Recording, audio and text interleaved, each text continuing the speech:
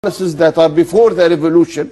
After you see, we got rid of Gamal Mubarak, we got rid of the rotten gang of the Hizb Watani, the National Democratic Party, and it's okay now. No, it is not okay. You have to change your social policies, your social justice policies radically. You have to have a new paradigm shift, or else that we will have another major blow to the economy because the people are not settled down yet. I mean, yes, it's easy for somebody like me or you or Mr. Mehleb or Mr. Biblawi to say we need austerity, but people who really can't feed their children, you cannot talk to them like this. Yes.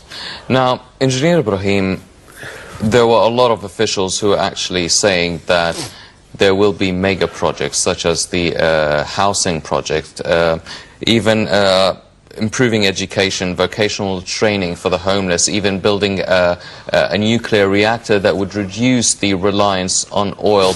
And such projects will help the youth, a lot of the youth are unemployed, to actually get a lot of work, and it would move the country forward economically at least.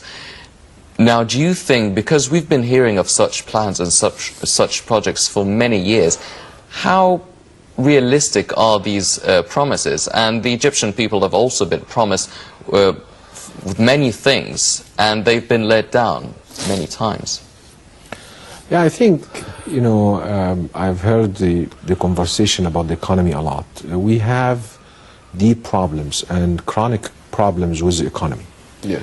And unless we come to face those facts, there is no more time for us to waste trying to cover the problems that we had in the past. So there is major problems that we have with the economy. We have to give a lot of attention to it. One of the major things, you know, I mean, there's a lot of problems, but one of the major things is obviously energy. Energy is consuming about 130 billion Egyptian pounds, and we have a complete problem, major problem with the energy, not just because of the huge amount of subsidy that we're giving to the energy, but we do not have multiple resources of energy. We're relying very heavily on oil. And we only, you know, some of the factories now are running at 50% and 25% of their capacity. We are about to face a major problem in the summer because we don't have enough energy. We have really a lot of problems on the hand of the current government, whether the problem of the energy, whether the problem of the water and the dam that is being, Nahda Dam that is being built. So we have a lot of issues that when we face those issues, okay, it will impact everybody. And that is really what the people have to understand. The issue of minimum wage is a must, and it is very crucial for a lot of people. And we have to understand that the government spending on payroll since the start of the revolution have increased significantly. The issue becomes what is our priorities, or what are our priorities. We have a lot of major problems, and somebody have to take tough decisions. If we, for example, give the people now the minimum wage, okay, and, for example, lift the subsidies that are giving for the energy, what's going to happen? Okay, you're giving them on the left-hand side, and you're taking from them on the right-hand side, because everything will go up. There will be a major inflation. There will be a lot of issues that we have to deal with. So the problem is, it's like, you know, you have to reach some sort of equilibrium for where we should be really, what should we be really doing. Because we have so many problems. I don't envy anybody that's, I would say, Engineer Mehleb for sure have a lot of things to do in his hand. But the problem is we need a comprehensive plan. Nobody have ever come up with a comprehensive plan. Everybody is looking at it from their own sides. Somebody's saying that, you know, it's for social justice, I need the minimum wage. Somebody's saying the owner of the factories want their energy. You know, there is a lot of issue of the environment because people are saying we need to get the coal, for example, to help the factory start working.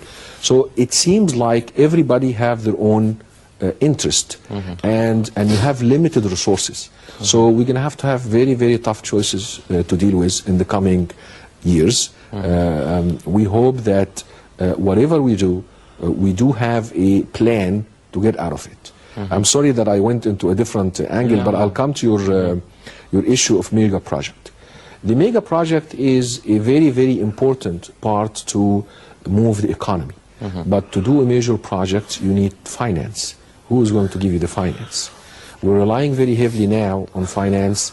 As you know, we've been trying to get the finance from the World Bank for quite some time. We've never been able to get any money from the World Bank. We thank very much our neighbor that has been giving us their support. We don't know for how long. That should be a part of a plan. Okay. But when we're talking about mega project, you need to talk really about funding and finance. Where is this finance is going to come from? These are outside investors, inside investors. You know, we talk about the Gulf of Suez, you know, mega project.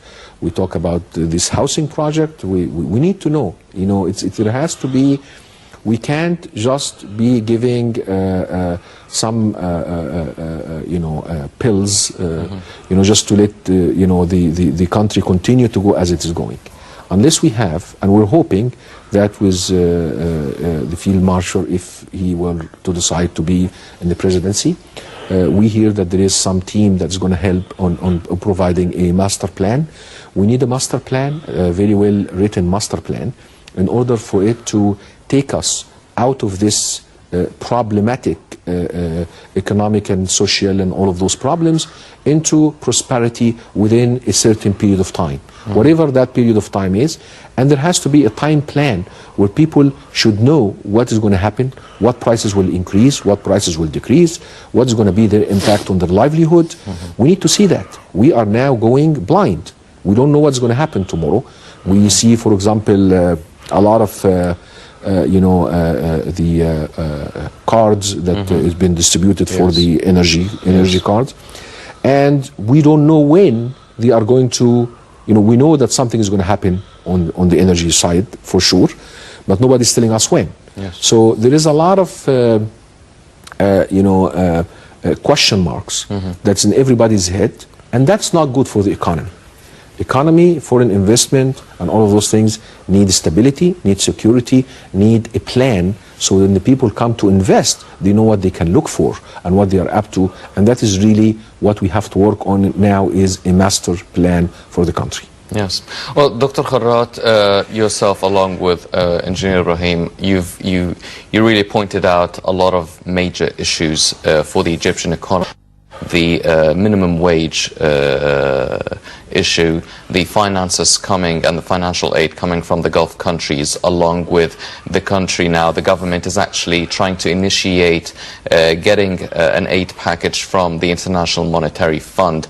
A lot of the resources, a lot of the distribution of this financial resources, nobody knows exactly how it's going to be distributed or implemented in infrastructural projects. Do you think the current government, headed by Engineer Ibrahim Mahlab, do you think that they will be transparent enough about how exactly the money is going to be distributed, what's going to be, what are the projects that are going to be financed?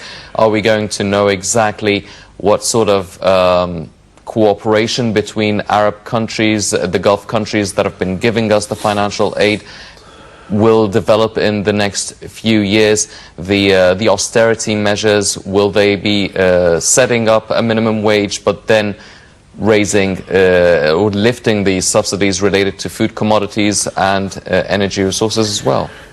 I don't think anybody is thinking of lifting up the subsidy on food, on the bread, and after all it's a small amount of the subsidy. Neither will anybody lift up the subsidy on, for example, the cheap fuel for the cars.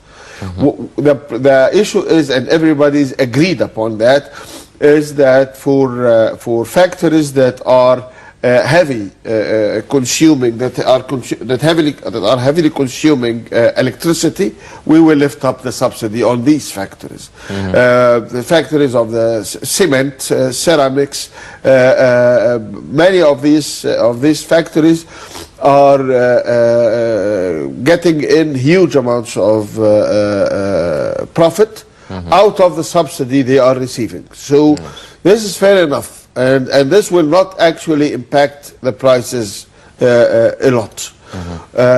So this is number one. Number two, I think this point of transparency is a major issue of the attitude, of the approach of the old regime. People are approaching the government is approaching the Egyptian people as if the Egyptian people are a bunch of children. They don't want to tell them the facts. They don't want to talk to them adult to adult. This is what we have. For example, the Mahalla factory people are not being talked straightforward. And as a former member of the Shura Council, I have conducted immediate talks between the managers and the directors of the factories and the leaders of the strikes. And I found that they are not talking straightforward. They are not telling them all the facts. And they are keeping away certain major parts of the puzzle. And the laborers, the workers, know what they are doing. So this will not continue to work on. You can't tell the people, no, the factory is losing. This is where we are getting our money. This is where we cannot pay. This is where we can pay. This is what amount of money the central government is taking from the factory, or the major executives are taking, and this is the amount of money we have for you. If you come up with that, people will be satisfied. The doctors who are paid the minimum wage, or for recently, they have not reached the minimum wage up till now, and many of them are having like master's degrees and PhD degrees, and you tell them, and they are working after that. Very few have their private offices or clinics. They work in polyclinics attached to mosques or churches, or they are working with other projects and taking peanuts.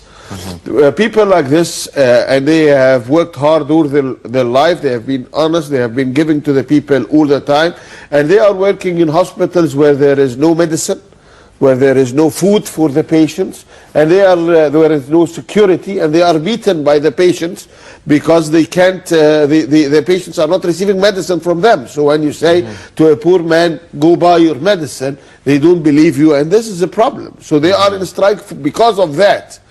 And they are seeing with their own eyes the hospitals are being renewed with marble. Yes. And as a doctor, I tell you, we don't need marble. Marble is counterproductive. It's not good for the germs. So what is happening? Somebody is getting some commission on the contractors of the marbles, you know. So this is a major issue. We are putting money the wrong way. The people are seeing it, and this way of running things will not go on. I promise you. This is what ignited the 2011 revolution. And when the Brotherhood came to power, they patronized the Egyptian people again, and this ignited the 2013 revolution. So these governments have no choice. They have to change the paradigm, shift the paradigm completely, be really credible and transparent, and say what's happening. Yes, definitely. Well, ladies and gentlemen, a lot of hopes and dreams are really attached to the next government and the next head of state, and we're approaching a very critical presidential elections over the next couple of months. Now, Egypt is waiting for Field Marshal Sisi's decision whether to run for the presidency or not after interim President Adli Mansour passed the law regulating the presidential elections. Let's check out this report and we'll be right back.